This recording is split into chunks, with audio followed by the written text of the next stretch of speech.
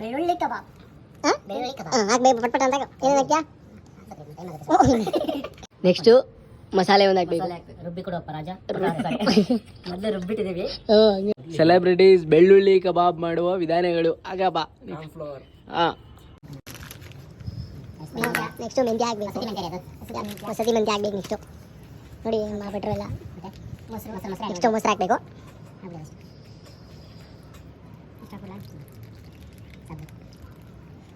Ravichandran film ನೋಡಿ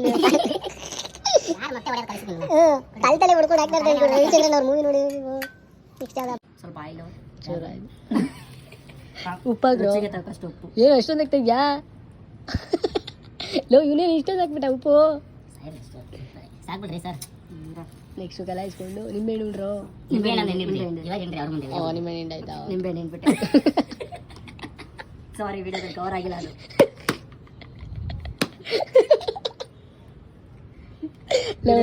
ಇದನ್ನ edit ಮಾಡೋಷ್ಟಲ್ಲಿ ನೀನು ನಗಾಡೋದು, ಬೆಳ್ಳುಳ್ಳಿ ಹಿಂಡೋದು, ನಿಮ್ ಇಷ್ಟ ಬಂದಂಗೆ ಎಣ್ಣೆ ಹಾಕ್ತೀರ, ನಿಮ್ ಇಷ್ಟ ಬಂದಂಗೆ ಮಸಾಲೆ ಹಾಕೋದು. ಮೊಟ್ಟೆ ಒಂದೆರಡು ಕರೆಕ್ಟಾಗಿ ಹೊಡೆದು ಹಾಕ್ಬಿಟ್ರು. ಅದೇ ನಿಮ್ ಇಷ್ಟ ಬಂದಂಗೆ ಮಸಾಲೆ, ನಿಮ್ಗೆ ಯಾವಾಗ ಬೇಕೋ ಅವಾಗ ನಿಂಬೆಹಣ್ಣು